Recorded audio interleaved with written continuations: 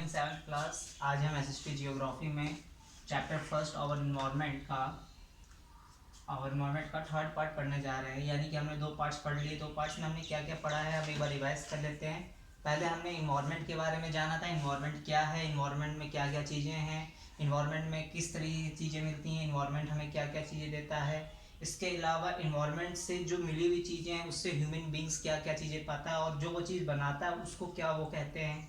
तो so revise करते हुए हम एक चीज़ जान लेते हैं कि पहले हमने इन्वायरमेंट के बारे में पढ़ा था। इन्वायरमेंट में क्या आते हैं, पर्सन्स, एनिमल्स एंड थिंग्स। जो भी चीज़ें हमें सराउंडिंग दिखती है वो सारी हमें नेचर से मिली हुई है, हमारे इन्वायरमेंट से मिली हुई है। और हमारे पास 2 ग्रुप हैं उसके, एक है नेचुरल और एक ह्यूमन। नेचुरल थिंग्स हमारी वो होती हैं जो नेचुरली हमें मिलती है, जो बायोलॉजिकली और फिजिकली हमें एलिमेंट्स जो मिलते हैं इन्वायरमेंट से, जैसे पेड़ पौधे, मनुष्य, जानवर, जीव जंतु, ये सारी चीज़ें नेचर की गिवन है।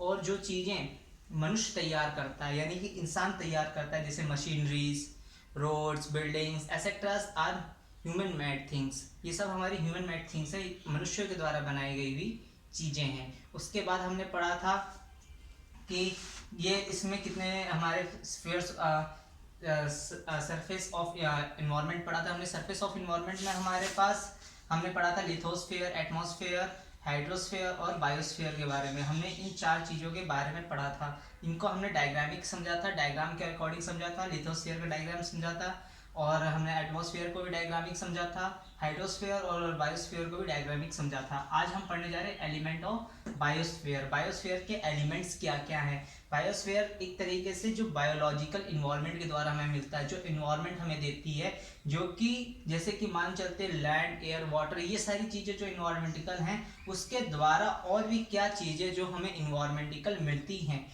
जैसे कि हम पहले उन चीज़ों के बारे में समझेंगे जो खाना स्वयं से बनाते हैं, यानी जिनको हम प्रोड्यूसर्स कहते हैं, जो स्वयं से ही खाने को तैयार करेंगे, अपने ही प्रोसेस से खाना तैयार करेंगे।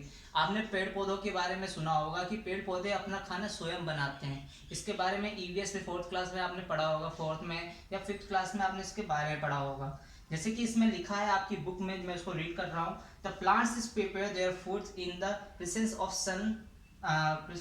of the sun by taking nutrients of waters from the soils and carbon dioxide from the atmosphere। इन्होंने बताया है कि जैसे कि सनलाइट हो गई,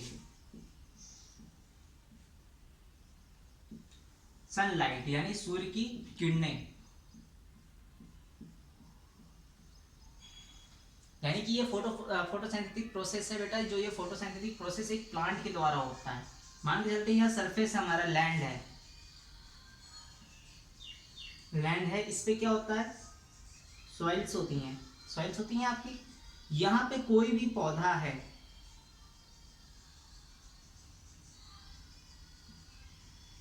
उस पे कोई भी पौधा है, किसी भी चीज का पौधा है, समझने के लिए हम एक पौधा तैयार कर ले रहे हैं, यानी प्लांट तैयार कर ले रहे हैं। यहाँ पे हमारे पास प्लांट है,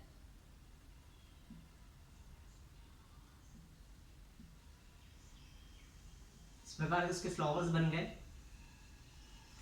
अब ये कैसे बनता होगा, आप जानते ही हैं। प्लांट है, प्लांट को सबसे पहले क्या मिली, सनरेज मिली। ये सनरेज कहाँ आई, प्लांट पे आई। कहाँ गई, प्लांट के रूट्स तक पहुंची, यानी जो इसके नीचे रूट्स हैं,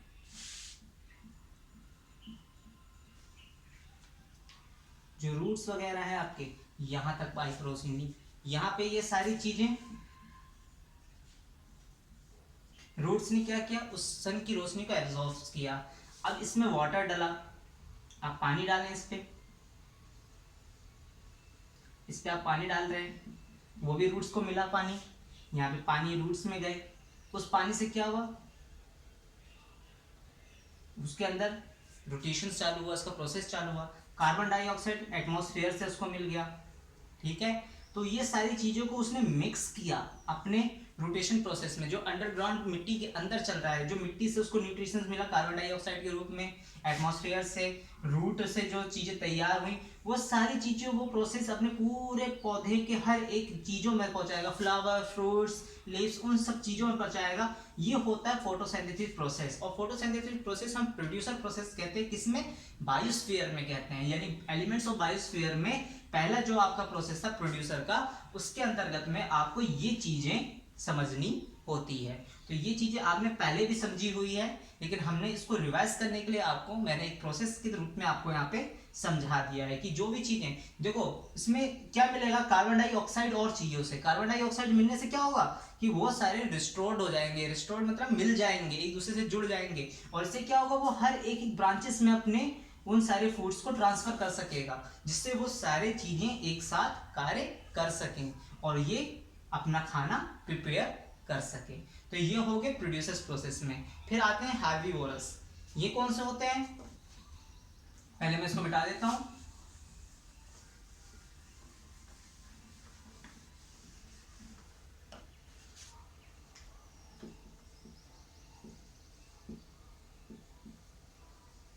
हार्बीवोरस,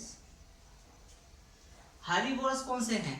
हार्बीवोरस वो हैं जो प्लांट्स पे डिपेंड है, जो आपके घास फूस प्लांट्स ये सब चीजें जो खाते हैं। जैसे कि आपके हो गए प्लांट्स पे कौन एनिमल्स डिपेंड होते हैं, आप खुद भी जानते हैं, जैसे कि आपके काऊ हो गई, बुफेलोस हो गए, हॉर्स हो गए, डंकी हो गया, that's are animals are dependent इन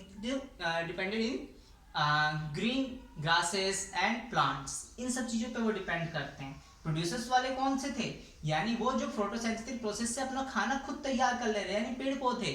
लेकिन हार्बीवोरस में कौन है, जो घास फूस पर डिपेंड है, उनका भोजन वही है।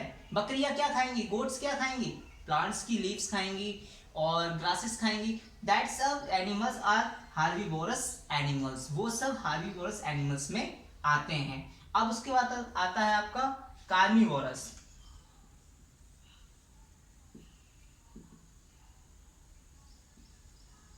कार्निवोरस में कौन से एनिमल्स आएंगे आपके, एक मिनट सो।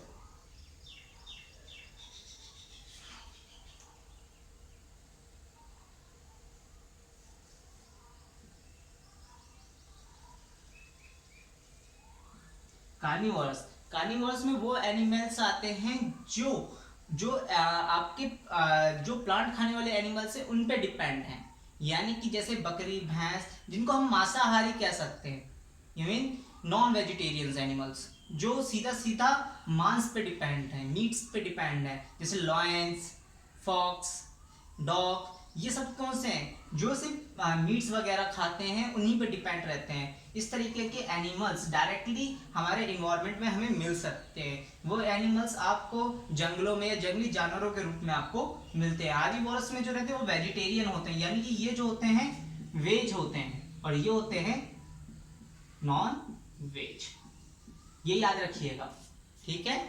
उसके बाद आता है आपका omnivorous. Omnivorous are those animals with we are both of things eatable, यानी कि वो दोनों चीज खाएंगे, यानी कि हार्बीवोरस भी खा सकते हैं और कार्निवोरस भी खा सकते हैं, यानी कि वो वेज थिंग्स भी खाते हैं और नॉन वेज थिंग्स भी खाते हैं, यानी दोनों चीज पे डिपेंड्स होते हैं, ठीक है। अब आता है डिकम्पोजर। अब डिकम्पोजर्स क्या है,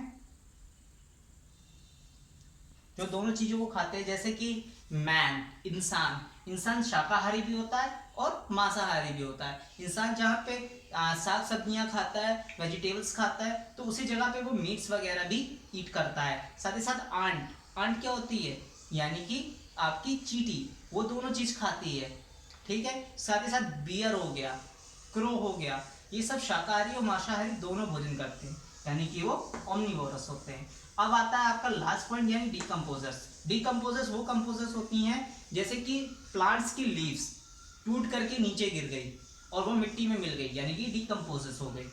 काउ डंग डिकम्पोजेबल्स है। ये सारी चीजें, जो चीज हमारे आसपास में एनिमल्स या कि कोई चीज ऐसा जीव जंतु मर जाता है या कुछ भी हो जाता है, जो अगर वो मिट्टी में मिल जाता है, that's a form of decomposers. तो हमने आज क्या पढ़ा, एलिमेंट्स ऑफ बायोस्फीयर में प्रोड्यूसर्स, यानी कि पेड़ पौधे कैसे अपना खाना तैयार करते हैं, हार्बीवोरस जो पेड़ पौधों को खा करके जिंदा रहते हैं, कार्निवोरस जो इनको खा करके जिंदा रहते हैं, यानी कि लॉयंस वगैरह, कार्निवोरस वो जो वेज एनिमल्स को खा के जिंदा रहते हैं, और ओमनिवोरस जो इन दोनों पे डिपेंड रहते हैं, ठीक है, वो इन दोनों को खाते हैं। और डिकम्पोजर्स यानी कि जो मिट्टी में मिल करके कंपोज हो जाए, यानी सॉइल्स के अंदर मिल करके वो उसी के रूप में बन जाए, ठीक है। तो ये आज हमने पढ़ा। क्लास आज हमारी यहीं तक चलेगी, कल हम उसके आगे फूड चेन के बाद पढ़ेंगे अभी तक में जितनी चीज़ें आपको हमने पढ़ाई है उन सब चीज़ों को आपको रिवाइज करना है, उससे संबंधित नोट्स तैयार करने हैं और साथ ही साथ इसमें से अपने हार्ड वर्ड्स भी फाइंड करने हैं। हार्ड वर्ड्स में आपके पास मैंने कुछ वर्ड्स यहाँ पे लिखे हैं, जैसे प्रोड्यूसर, हार्बीवोरस, कार्निवोरस, ओमनीवोरस और डिकम्पोजर। इनकी मीनिंग्स तो आपको हिंदी में और इंग्लिश में लिखनी ही लिखनी है। साथ में कुछ और वर्ड्स की आप मीनिंग लिख लीजिएगा, जैसे कि आपके पास हो गया